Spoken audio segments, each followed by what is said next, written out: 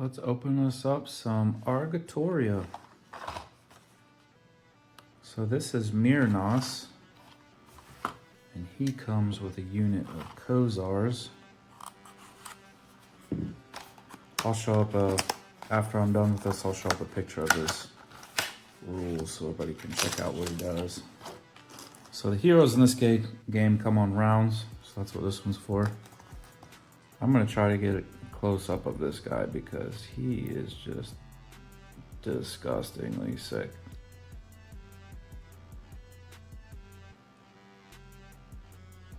Big beastman guy. You can see his horns right there.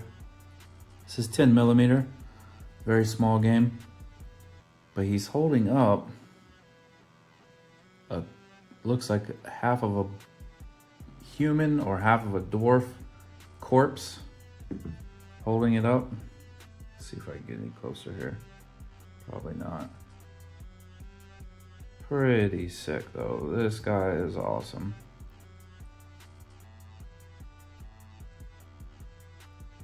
So he'll go on his round base by himself, and he's a special named hero in the army. He works for the Lord of Sheol-Morg's army. Both of these guys are for the Sheol-Morg faction. And then he comes with some more Khazars, which are like their beastmen dudes.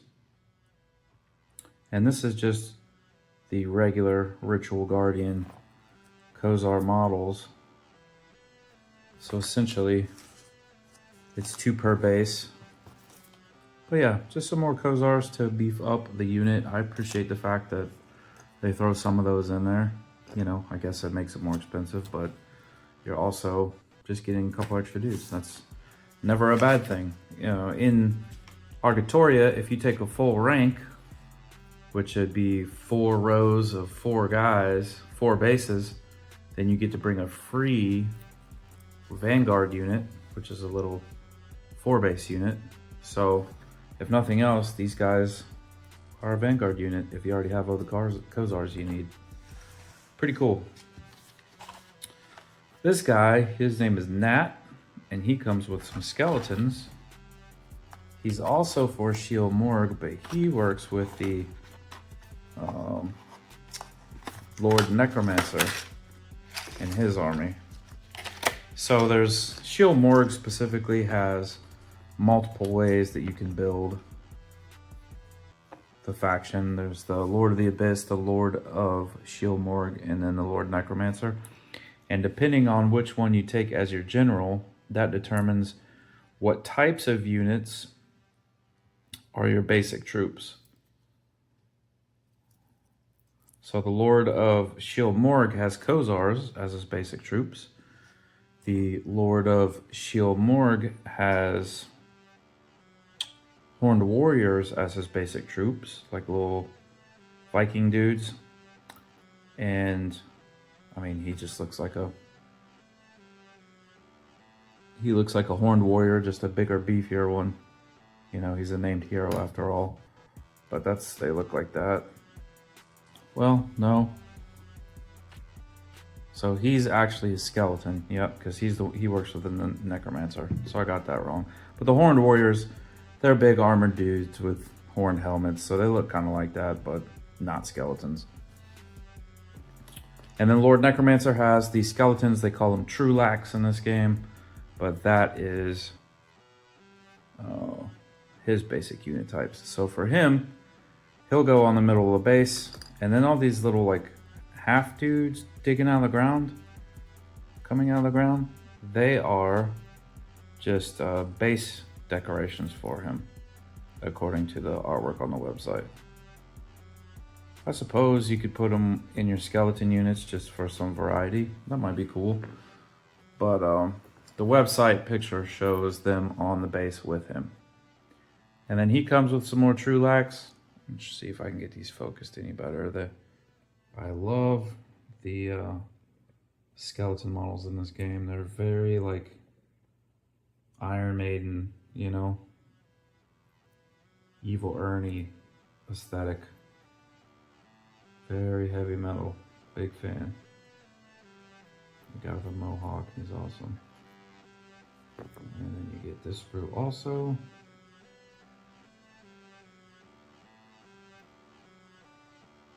So he just comes with the skeletons. It's cool stuff. Let's see if I get a better picture of these. Yeah, the guy's digging on the ground.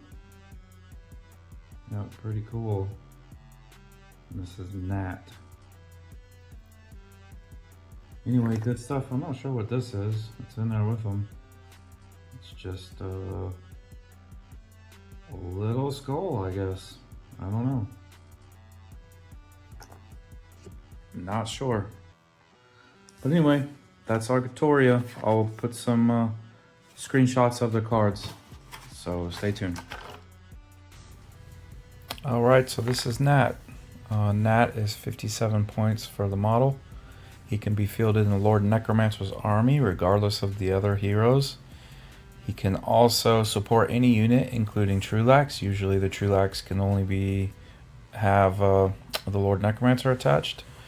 And he has the following special abilities. The Azargal Axe of the Dead. He supports the unit with 6 attacks. Additionally, if an enemy is dealt damage during combat with a unit Gnat is attached to and has a wound marker after it, it is dealt 2 additional wounds, which is really good because usually those wounds at the end of the cycle, they just fall off. So you being able to deal additional wounds means more than likely you're going to be removing another base. That's really good. Grave Shield, the unit Gnat is attached to has no protection. It gains protection on 1s and 2s.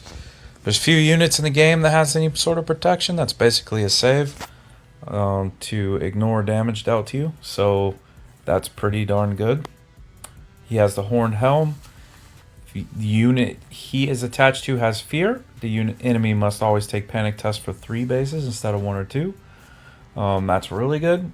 The bases generally have 2, 3, 4 wounds, so being able to take off potentially 12 wounds before you even start combat is pretty gnarly.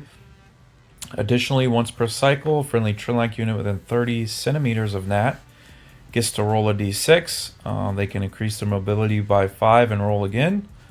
They can increase their strength by 2. They can turn freely, or you could get super unlucky and roll a 6, have no effect. This bonus lasts for the cycle. That's really good. And it's just built in as points cost, so essentially it's free. It's pretty good. Servant, if Gnat is killed, remove his model and place a death counter in his place. At the start of each cycle, roll a d6. On a score of 3 or less, you may place the Gnat model along with an action die within 10 centimeters of the death counter, then remove the counter. That's pretty awesome, the simple fact that he can come back. I mean, he's a 57-point model. He's doing a lot to support your units, so for him to be able to come back.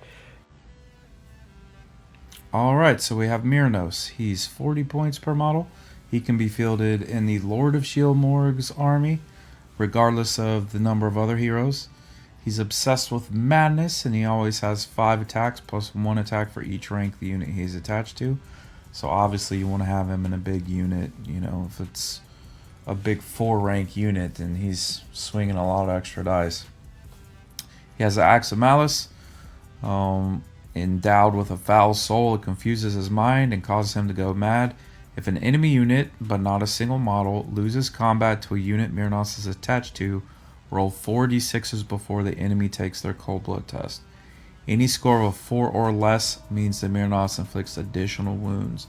So he's already swinging a ton of dice, but then after combat, he has potential to deal even more.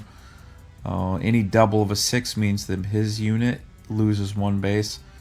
So that's, I think that's a fair trade-off. You get 4 additional d6s, and a double 6 shouldn't come up that often.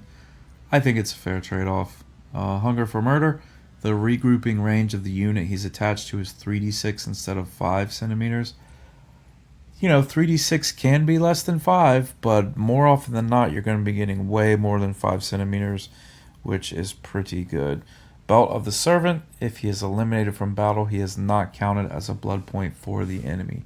So that's pretty good. I mean, he's a 40-point model that's swinging lots of attacks, doing a lot of damage, and they don't get a blood point for killing him. That's pretty decent.